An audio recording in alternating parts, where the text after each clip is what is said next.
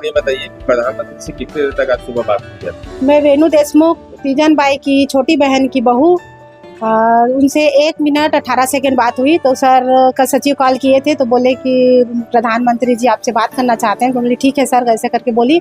तो वो सीधा सर को कॉल दिए, फिर बोले नमस्ते वेणु जी, बोले मैं भी नमस्ते, ऐसे करके बोली।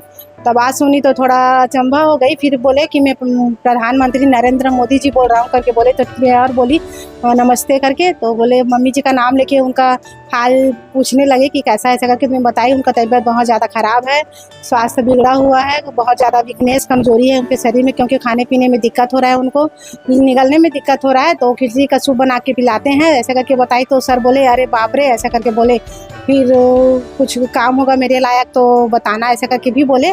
तो ठीक है सर करके बोली और बताया कि मैं यहाँ राज्योत्सव में स्थापना दिवस के दिन नया रायपुर आया हुआ हूँ, मिलना चाहता था लेकिन किन्हीं कारणोंवश नहीं मिल पा रहा हूँ, इसलिए हाल चाल पूछ रहा हूँ फ़ोन करके, ऐसा करके बोले। तो ठीक है सर, थैंक यू करके बोली मेरे को। कलेक्टर साहब भी आए थे दुर्ग के, और एसडीएमओ सर वो भी आए थे, और कलेक्टर सर के उसकी मिसेज भी आई थी। प्रधानमंत्री से बात हुई तो उनमें कुछ और चर्चा हुई आप लोगों की नौकरी के संबंध में? नहीं, कुछ नहीं बोल पाई मैं, क्योंकि बहुत ज़्यादा उत्साहित थी तो नहीं बोल पाई। लेकिन अब बोलना चाहती हूँ कि घर में जो सक्षम है, जिसके जो पढ़ाई की है, उसके अनुसार कम से कम घर के किसी सदस्य को सरकारी नौकरी की ज़रूरत है, क्योंकि हम लोग का भरण पोषण मम्मी के थ्रू होता था।